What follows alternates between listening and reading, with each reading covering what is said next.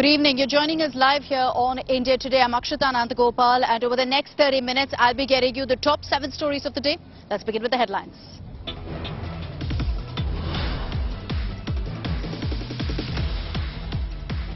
Massive trouble for NDA in Bihar. Nitish Kumar's JDU may snap ties with ally BJP.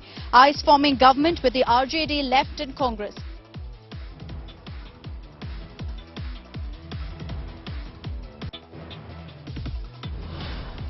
Yogi's bulldozer flattens Goon Neta Shrikant Tyagi's illegal encroachment after his video abusing a woman in Noida society goes viral. Fearing arrest, Tyagi moves court to surrender.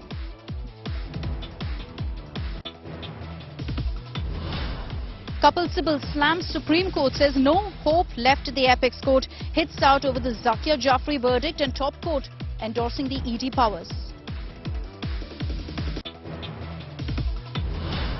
Shiv Sena MP Sanjay Raut sent to 14-day jail in the Patrachal land scam case to be in judicial custody till the 22nd of August. ED heat on his wife Varsha's transactions.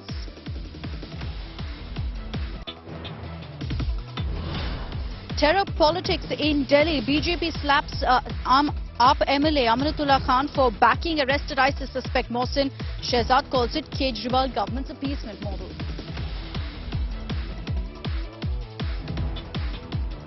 China continues to provoke Taiwan, announces fresh military drills. Jets, missiles breach Taiwan skies as Taipei vows to protect its sovereignty.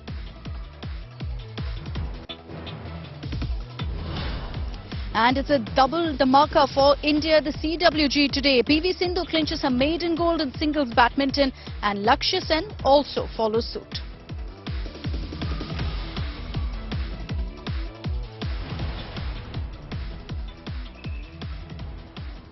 And let's begin by getting you the big political story of the day. What's playing out in Bihar? We're hearing that the JDU is all set to snap ties with the NDA. Nitish Kumar, miffed with the BJP, is reportedly planning to again stitch a Mahagathbandhan 2.0 with the RJD, the Left Front and the Congress. So all the details and the latest reactions in our next report. It may be all over for the ruling NDA in Bihar, with the BJP and the JDU staring at a dead end. A sulking Nitish Kumar, all but deciding to snap ties with the BJP. Miffed over what JDU claims is BJP's continued needling and plot to destabilize the Nitish Kumar government. Bihar में डूबता हुआ जहाज कहने की बात RCP Singh ने कही है। दरअसल पार्टी के कार्यकर्ताओं के बीच उनकी स्वीकार्यता कभी नहीं थी और उनके जाने से भी पार्टी की सेहत को कोई फर्क नहीं पड़ेगा। Nitish Kumar, who recently recovered from COVID, made his displeasure public by skipping Prime Minister Narendra Modi's Niti Aayog meet on Sunday while attending local events in Patna. He reportedly sounded out Gathbandhan allies RJD and Congress, looking for a possible tie-up. Some reports claimed he even dialed Sonia Gandhi. Bihar में single largest party हम हैं। नेता प्रतिपक्ष तेजस्वी जी और महागठबंधन दल के अन्य नेता और प्री पोल भी हम सबसे बड़े अलायंस पार्टनर हैं। तो जाहिर तौर पर हम चुपचाप हाथ पे हाथ धरे बिहार की में अस्थिरता के ये तत्व तो देख नहीं सकते। बिहार जैसा राज्य। The friction began when the rebellious Chirag Paswan's LJP cut into JDU vote share, reducing it to BJP's junior partner in the last elections. JDU still sees it as the handiwork of BJP. जिस तरीके से महामना कंस ने जिस तरीके से एक के बाद एक माँ देवकी के तमाम पुत्रों का वध किया, क्यों वध किया? खुद को बचाने के लिए ना। उसी तरीके से मुख्यमंत्री जी का इतिहास देख लीजिए, किसका नहीं ये वध कर रहे हैं, एक के बाद एक, एक के बाद एक, एक के बाद ये, सिर्फ अपनी कुर्सी बचाने के लिए गठबंधन तक का ये वध करते हैं। JDU's bitter fallout with one-time Nitish loyalist RCP Singh is also being seen by Nitish Kumar as BJP's bid to cut his party to size. ये लोग जलन से पीड़ित हैं। ये लोगों को लगता है कि ये लोग तो कभी केंद्र में मंत्री बना नहीं, बना तो कोई राज्य मंत्री बना। एक आदमी बनने के लिए लगल है, बन नहीं रहे तो मुझे बता रहे हैं। JDU 4 records hit out at the BJP chief JP Nadda over his remark that regional parties will soon be history. आज देश में भारतीय जनता पार्टी को छोड़कर कोई राष्ट्रीय पार्टी नहीं रह गई है, कोई नहीं रह गई। और मैं जिम्मेवारी के साथ कह रहा हूं, आप देखिए, पहले देश में क्षेत्रीय पार्टियां आई और धीरे धीरे क्षेत्रीय पार्टियां परिवार की पार्टियों में परिवर्तित हो गई।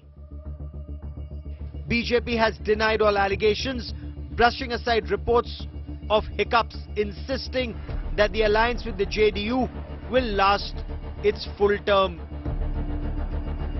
Nitish Kumar had in the past broken off with the BJP over picking Narendra Modi as the prime ministerial candidate, joining the RJD Congress alliance only to return to the NDA fold. Is he preparing for another somersault? With Rohit Singh in Patna, Bureau Report, India Today. Now it looks like it's more or less decided and confirmed that the JDU is going to be pulling out of the NDA, and the BJP isn't making any efforts to kind of reconcile and reach out to Nitish Kumar. In our next report, we trace the journey of the JDU and the BJP. They've been allies since the late 1990s, but it's always been a rather rocky road for the allies.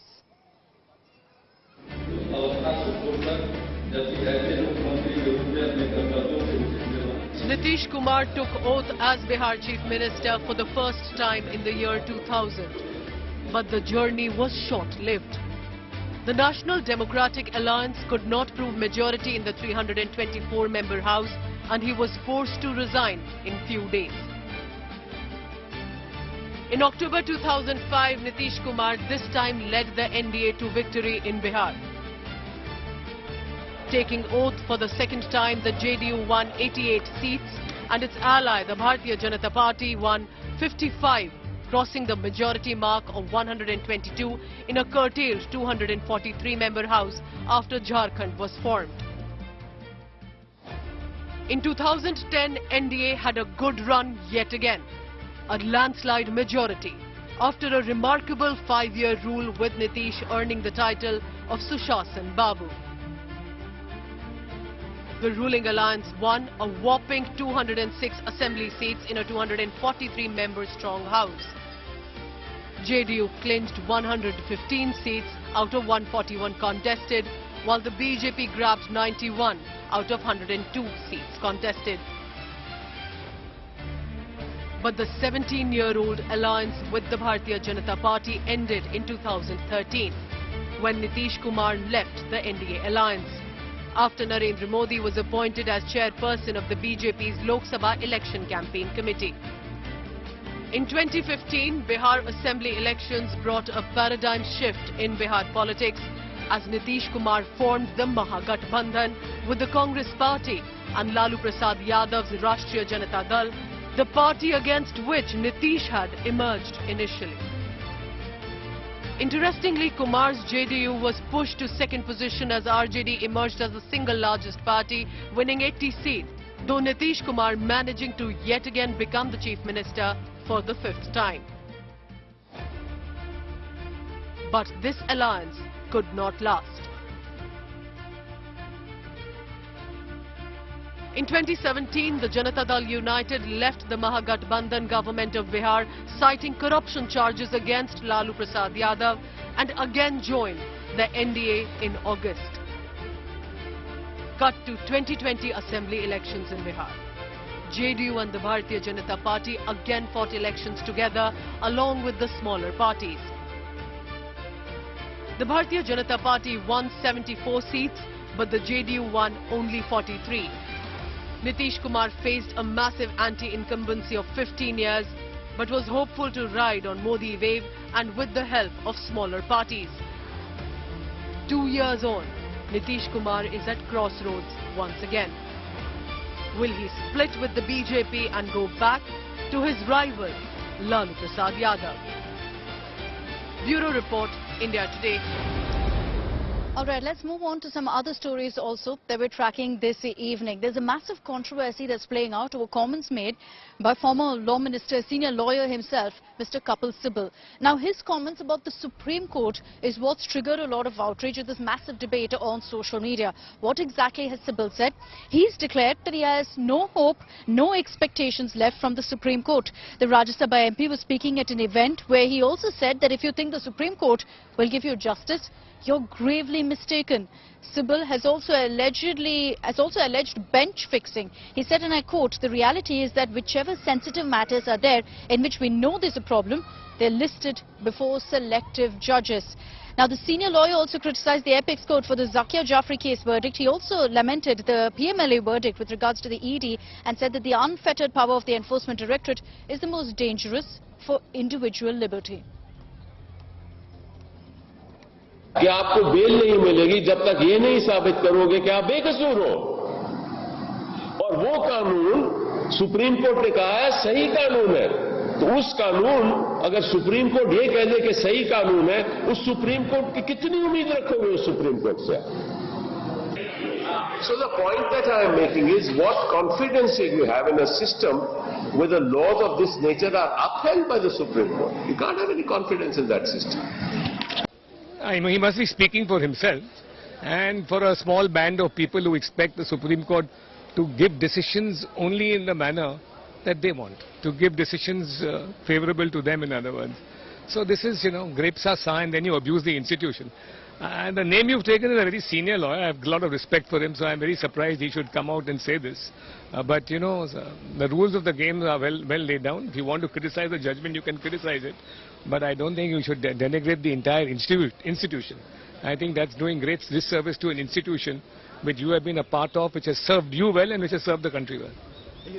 The statement made by Kapil Sibal and the Congress leaders are on the line of their existing mindset.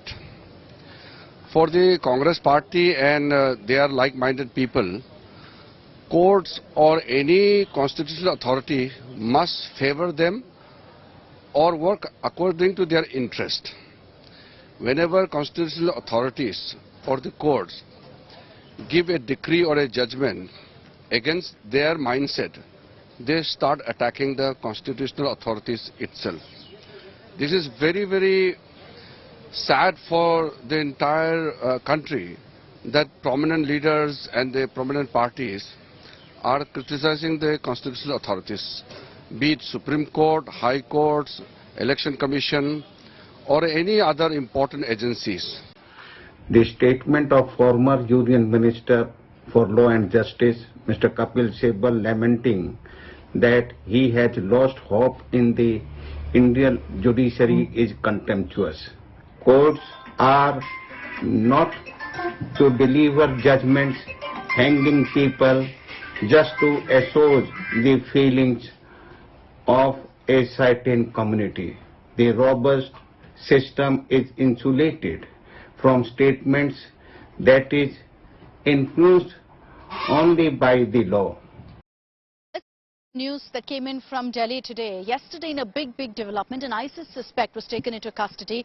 But since then, there's been full-blown politics between the Aam Aadmi Party and the BJP. This over a comment made by AAP MLA Amanatullah Khan when he actually backed the terror suspect. The BJP has come down heavily on AAP after its MLA Amanatullah backed the ISIS suspect, Mohsin Ahmed. The BJP slammed Amanatullah for backing terror and referred to this as AAP's appeasement model. Remember that Amanatullah Khan had taken to Twitter yesterday condemning the arrest and claimed that 22-year-old Mohsin Ahmed is innocent and sought his release.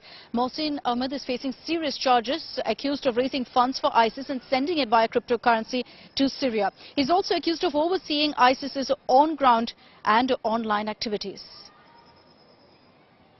आम आदमी party के विधायक अमानतुल्लाह खान का ये कहना कि Delhi police ने जिस आईएसआईएस के आतंकवादी को पकड़ा है वो बेकसूर है, मासूम है, इस प्रकार का बयान दिल्ली की सत्ता में बैठी हुई पार्टी के द्वारा, ये आतंकवादी दिल्ली के लोगों को मारने का प्लान बना रहे थे, दिल्ली में बम ब्लास्ट करने की योजना, दिल्ली में आईएसआईएस का नेटवर्क बिछाने का प्लान बना रहे थे ये आतंकवादी, दिल्ली वालों की हत्याएं करना चाहते हैं और आप उन्हें मासूम बता रहे हो, बेकसूर बता रहे हो।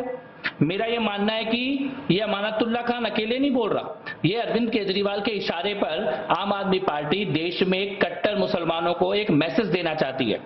Aam Aadmi Party AP is now the anti-people appeasement party. For the sake of vote bank, they can do Rashtra Niti and Rashtra Suraksha par Rajniti.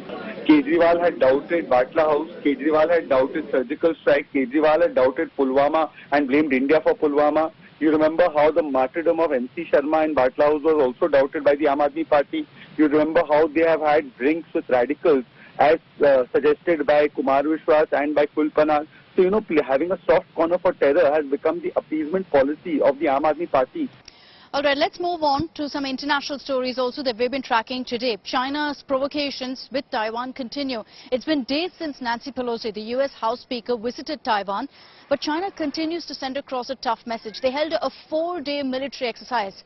That's ended, but PLA aircraft missiles continue to fly dangerously close to Taiwan. And there are questions now as to exactly what Beijing's intention is. What is the message they're trying to send across?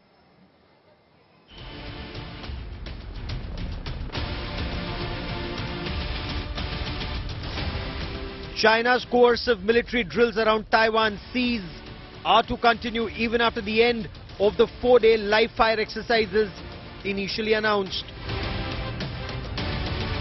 China fired 11 short-range ballistic missiles, including over Taiwan's airspace, in the past 4 days. Chinese fighter jets, including Su-30 air superiority fighters and J-16 multi-role combat jets, flew multiple sorties, violating the median line between mainland China and Taiwan in the Taiwan Straits. Taipei 2 scrambled its F-16s and Mirage 2000 fighter jets to send across a message they are not wilting under Beijing's pressure. China on Monday announced more military drills in the seas and air around Taiwan. Apart from 14 Chinese Navy warships and 66 fighter jets, multiple drones are a part of the drills, including surrounding Taiwan from different sides. Drills around Taiwan are to test tactics and systems under information-based conditions. The aim is to improve capabilities to destroy crucial island targets with precision strikes, Xinhua quoted a Chinese Air Force official on the war drills.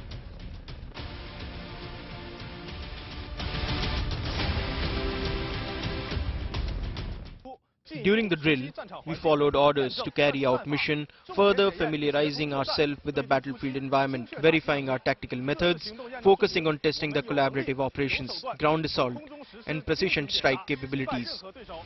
Chinese drones are flying around Taiwan to monitor Taipei's response to the Chinese drills. China is carefully studying the response of the self-governed island armed forces to further refine Chinese tactics. Some analysts argue China is trying to shrink the timeline for taking over Taiwan by force from the initial plan of around 2040 to forcible occupation in the next 18 to 24 months. Some analysts believe the current military exercises are also to check the response of the United States and Japan. A muted response will further embolden Chinese President Xi Jinping, who is looking at re-election to remain president for life after the People's Congress in October or November 2022.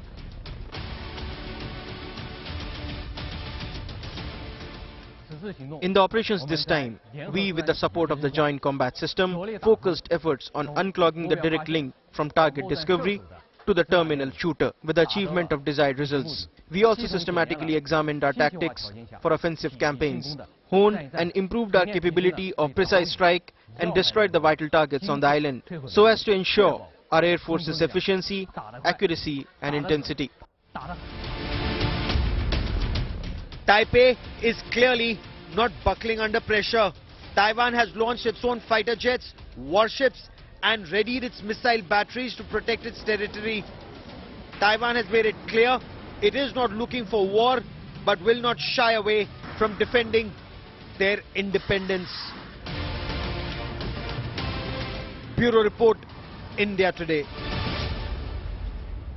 Now, after 3 days of endless violence that we've been seeing in Gaza, finally a truce, a ceasefire has been called.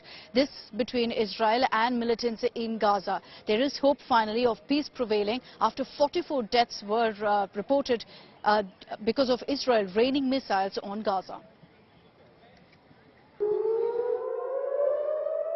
Israel and a group of Palestinian militants declared a truce late on Sunday, raising hopes of an end to the most serious flare-up on the Gaza frontier in more than a year. Both Israel and the Palestinian Islamic Jihad group also thanked Egypt for mediating the truce.